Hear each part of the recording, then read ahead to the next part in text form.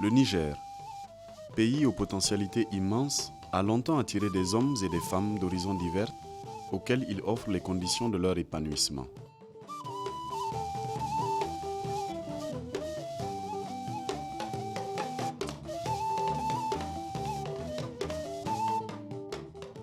Au Niger, on dénombre une dizaine de groupes ethno-linguistiques qui pratiquent le cousinage à plaisanterie.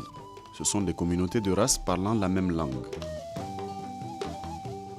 Il s'agit des Hausa, des Sonrai Zarma, des Kanuri, des Peuls, des Touaregs, des Arabes, des Toubou, des Gourmanché, des Boudouma et des Tassawak. Depuis la nuit des temps, ces groupes ethno-linguistiques ont vécu dans une symbiose parfaite en raison particulièrement de cette pratique traditionnelle séculaire qu'est la parenté à plaisanterie, qui fait que les Arma, les Gobirawa, les Touaregs, les Gourmanché, de même que les Kanuri, les Peuls, les Arawa, pour ne citer que ceux-là, peuvent tous se permettre les uns envers les autres et en même temps se pardonner tout sans jamais en arriver au règlement de compte.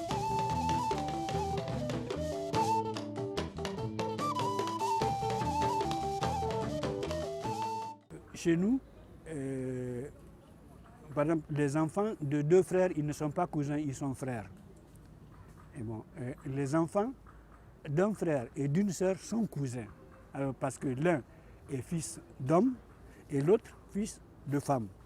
Mais ils peuvent se marier. Alors, ils ont obligation de plaisanter. Alors ça, c'est la parenté au niveau biologique.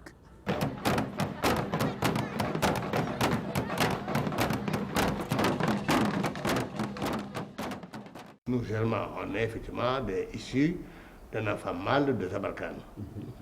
Et les Gobirawa sont les enfants de Zainab, qui est aussi notre tante, si vous voulez.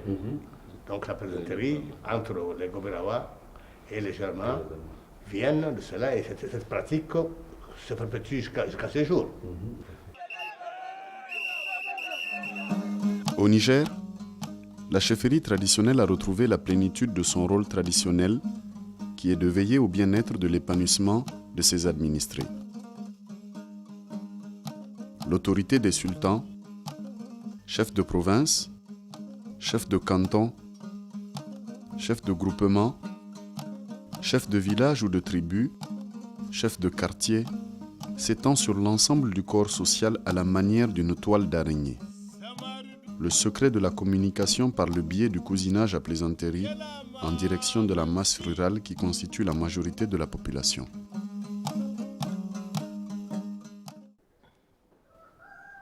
Dangantakar da ke gare mu da sauran danginmu kamar Gobirawa. Les Gobirawa ou les Kabawa sont les cousins à plaisanterie des Katsinawa. Su ne ke da wasa ta zumunci tsakaninmu. D'ailleurs, j'aperçois là-bas un Bogobiri au fond du palais qui se pavane et s'agite comme s'il ne se souvenait pas qu'autrefois, une simple sauterelle les a mis en déroute avec leur armée.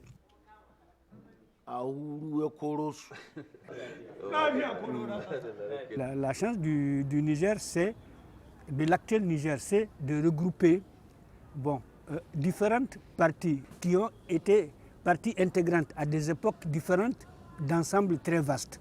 Si nous allons au sud, les États Hausa ont été très célèbres dans l'histoire et toute l'Europe au 19e siècle s'est riée vers le Niger et puis vers les Hausa.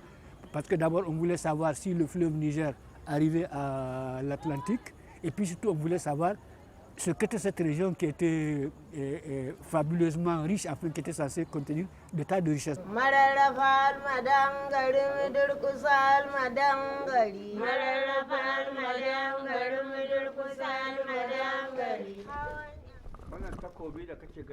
Voici le sabre d'Abba Yazid, le premier roi des États Hausa. À son arrivée à Daoura, il y avait un puits inaccessible, car un serpent génie s'y est caché. C'est avec ce sabre qu'il trancha d'un coup sec la tête du monstre, Le serpent génie s'étala partout jusqu'à couvrir tous les bords du puits. Abba Yazid coupa la tête du monstre et la mit dans sa gibissière.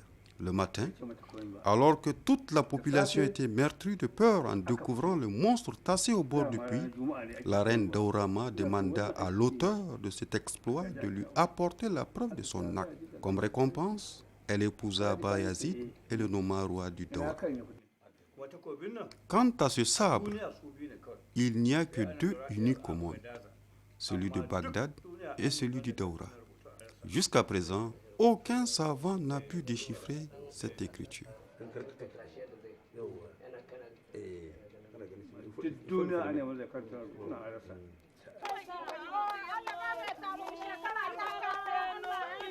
La chara se pratique au premier mois du nouvel an islamique.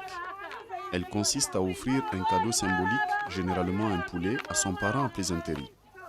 Chaque groupe ethno-linguistique sait à qui il doit offrir sa chara. C'est un spectacle de prise de conscience en vue du renforcement de l'unité nationale, garant de la paix et de la prospérité dans notre pays. La plaisanterie, c'est surtout, disons, un frère et une sœur. Donc les enfants du frère donnent la poule aux enfants de la sœur. Et moi, cette année, j'ai donné la poule à ma belle-mère qui est Kourhoyawa.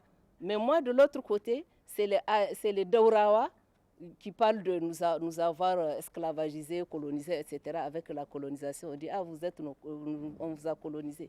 Donc c'est une Badauria qui m'a donné 100 francs pour vraiment remplir son rôle de patronne de Gobrawa. Mais elle n'est pas ma patronne. Hein. Le cousinage à plaisanterie est quand même quelque chose que nous sommes nés trouvés, comme on dit en Gourmatiema. Maswaou. Et finalement, j'ai l'impression que chacun est cousin à plaisanterie à chacun, presque. Parce qu'une ethnie peut avoir plusieurs cousins à plaisanterie dans les autres ethnies du Niger. Par exemple, les Gourmantiers, nous avons des cousins à plaisanterie, pour cousins à plaisanterie, les Touaregs, les Peuls, les Sonraï.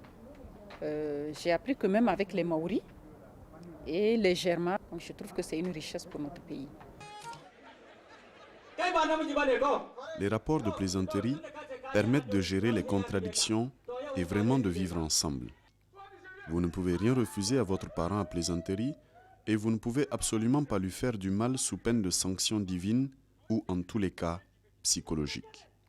Ce sont ces rapports particuliers entre les Nigériens que le ministère en charge de la culture a voulu mettre en exergue au cours d'une semaine nationale de l'expression de la parenté à plaisanterie.